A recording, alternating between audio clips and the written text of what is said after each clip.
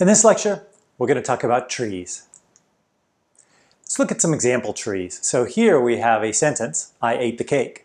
And we're going to look at a syntax tree for that, which shows the structure of the sentence. This is similar to sentence diagramming that you may have done in grade school.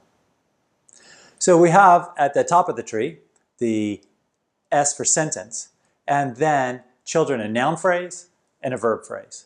The child of the noun phrase is the word I from the sentence, and the child of the verb phrase is a verb and a noun phrase, where the verb is ate and the noun phrase is a determiner and a noun, the and cake.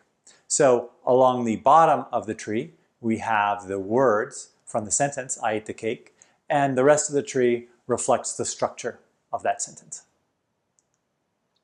We can look here at a syntax tree for an expression. So 2 sine of 3z minus 7.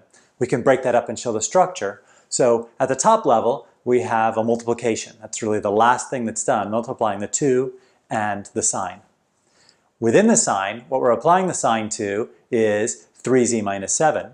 So we have the minus that's happening last with a 7, and then this 3z, 3 times z. So this shows again the structure of the expression and the order in which you might evaluate it. So from the bottom, you would first do 3 times z, and then you would subtract 7 from that. You'd apply the sign to that, and then you multiply that by 2. Trees are also used to reflect hierarchy. So this reflects hierarchy of geography, where we have at the left-hand side the top level of the hierarchy, the world, and then below that, entities in the world. United States, all sorts of other things, United Kingdom, and then below that, various subcomponents of the geography. So we've got, for the case of United States, states, and then within those states, cities. Another example of a hierarchy is the animal kingdom. This is part of it where we've got animals, and then below that, different types of animals. So invertebrates, reptiles, mammals, and so on. And then within each of these, we have various subcategorizations. So this shows this entire hierarchy. We also use trees in computer science for code. So in order to represent code, we will do that with an abstract syntax tree. So our code here is a while loop. While x is less than 0, x is x plus 2, f of x.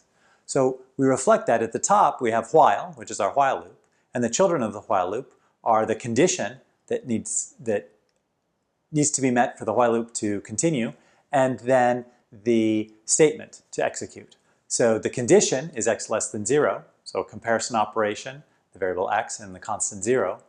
And then the statement to execute, well, it's actually multiple statements, so we have a block. And in those blocks, we have 2 different statements, an assignment statement and a procedure call. The assignment statement, the left child is the variable we're assigning to, which is x, and the right child is an expression, in this case, x plus 2. The procedure call, the left child is the name of the procedure, and subsequent children are the arguments to that procedure. In our case, we just have one argument, x. So binary search tree is a very common type of a tree used in computer science. The binary search tree is defined by the fact it's binary, so that means it has at most 2 children at each node.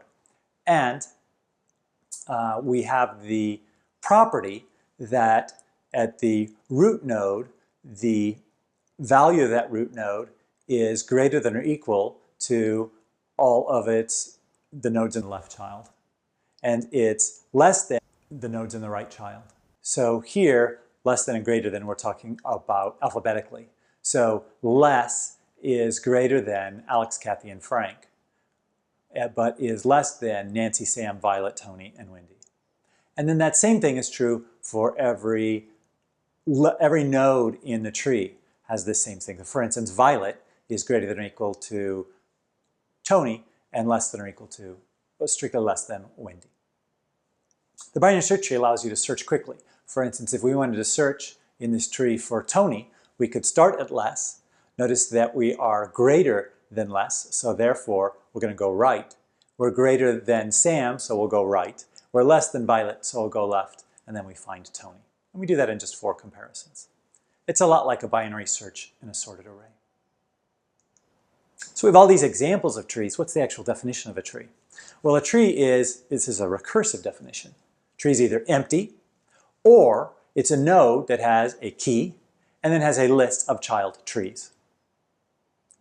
So if we go back to our example here, less is a node that has the key less and two child trees, the Kathy child tree and the Sam child tree.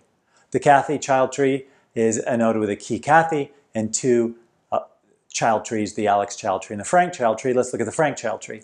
It's a node with a key Frank and two, well, does it have any child trees? No, it has no child trees. Okay. So let's look at some other examples. An empty tree, well, we don't really have a good representation for that, it's just empty. A tree with one node is the Fred tree and it has no children. A tree with two nodes is a Fred with a child, single child Sally, that it itself has no children. In computer science, commonly trees grow down, so parents are above their children. So that's why we have Fred above Sally. So let's look at some other terminology for trees. So here we have a tree. Fred is the root of the tree, so it's the top node in the tree. And here the children of Fred are Kate, Sally, and Jim. We're actually showing that with arrows. Commonly when you show trees, you don't actually show the arrows. We just assume that if a node is above another node, that it's a parent of that node. A child has a line down directly from a parent, so Kate is a parent of Sam, and Sam is a child of Kate. An ancestor is a parent or a parent's parent, and so on. So Sam's ancestors are Kate and Fred. Hugh's ancestors are also Kate and Fred. Sally's ancestors are just Fred. The descendant is the inverse of the ancestor, so it's the child or child of child and so on. So the descendants of Fred are all of the other nodes, since it's the root: Sam, Hugh, Kate, Sally, and Jim. The descendants of Kate would just be Sam and Hugh. Sibling, two nodes sharing the same parent. So Kate, Sally, and Jim are all siblings. Sam and Hugh are also siblings. A leaf is a node that has no children. So that's Sam, Hugh, Sally, and Jim. An interior node are all nodes that aren't leaves. So this is Kate and Fred. Another way to describe it is all nodes that do have children. The level, 1 plus the number of edges between the root and the node. So let's think about that. Fred, how many edges there between the root and the Fred node? Well, since the Fred node is the root, there are no edges. So its level would be 1. Kate has one edge between Fred and Kate, so its level would be 2, along with its siblings, Sally and Jim. And Sam and Hugh are level 3. The height, the maximum depth of the subtree node in the farthest leaf. So here we want to look, for instance, if we want to look at the height of Fred, we want to look at what is its farthest down descendant. Okay. And so its farthest down descendant would either be Sam or Hugh. Its height would be 3. So the leaf heights are 1. Kate has height 2, Fred has height 3. We also have the idea of a forest, extending this tree metaphor. So it's a collection of trees. So we have here 2 trees with a root Kate and a root Sally, and those form a forest. So a node has a key, children, which is a list of children nodes, and then it may or may not have a parent. The most common representation probably of trees is really without the parent, but it's possible to also have parent pointers, and that can be useful as a way to traverse from anywhere in a tree to anywhere else by going up and then down, following parent nodes and then child nodes. On rare occasions, you could have a tree that's represented just with parent pointers. Okay, but that's unusual because a lot of times the way you get access to a tree is via its root, and you want to go down from there. There are other less commonly used representations of trees as well. We're not going to get into here. Binary trees are very commonly used. So a binary tree has at most 2 children. Rather than having then this general list of children, for a binary tree we normally have an explicit left and right child, either of which can be nil.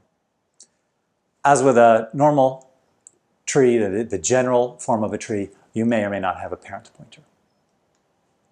Let's look at a couple of procedures operating on trees. Since trees are recursively defined, it's very common to write routines that operate on trees that are themselves recursive. So for instance, if we want to calculate the height of a tree, that is the height of a root node, we can go ahead and recursively do that going through the tree. So we can say, for instance, if we have a nil tree, then its height is a 0. Otherwise, we're 1 plus the maximum of the left child tree and the right child tree. So if we look at a leaf, for example, that height would be 1 because the height of the left child is nil, is 0, and the height of the nil right child is also 0. So the max of that is 0, 1 plus 0 is 0. We could also look at calculating the size of a tree, that is the number of nodes. Again, if we have a nil tree, we have 0 nodes. Otherwise, we have the number of nodes in the left child plus 1 for ourselves plus the number of nodes in the right child. So 1 plus the size of the left tree plus the size of the right tree. In the next video, we're going to look at different ways to traverse a tree.